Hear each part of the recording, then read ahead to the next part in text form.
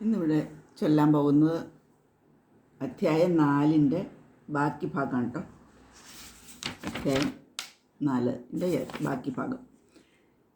ഇത്തമഭിസന നിർഭരോല്ലസാ ത്വൽപരാത്മസുഖ കൽപ്പിതോത്സവ മുക്തഭക്തകുലമൗലിതാം ഗത സഞ്ചരേമശുക നാരദാവിത്.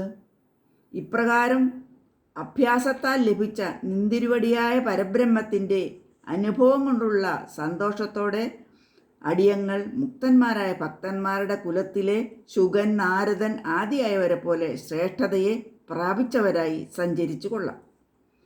ത്വൽസമാധി വിജയേതുയാ പുനർ മങ്ക്ഷുമോക്ഷരസികക്രമേണ വാ യോഗവൈശ്യമനിലം ഷടാശ്രയേ രുന്നയത്യജസുഷുമ്നയാശനൈ.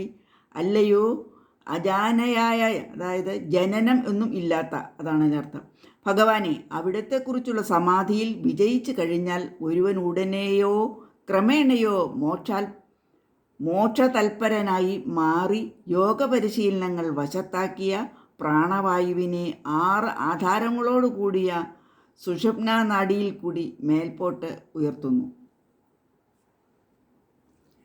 ലിംഗദേഹമപി സന്ധ്യജന്നതോ ലീയതേ ത്വയി പരേ നിരാഗ്രഹ ഊർധ്വലോകകുതുകീതുമൂർധത സാർത്ഥമേവ കരണൈർനിരീയതേ അഗ്നിവാസരവലർഷപക്ഷഗൈ ഉത്തരായണജുഷാച ദൈവതൈ പ്രാപിതോ രവിപദം ഭവൽപരോ മോദവാൻ ധ്രുവപദാന്തമീയതേ.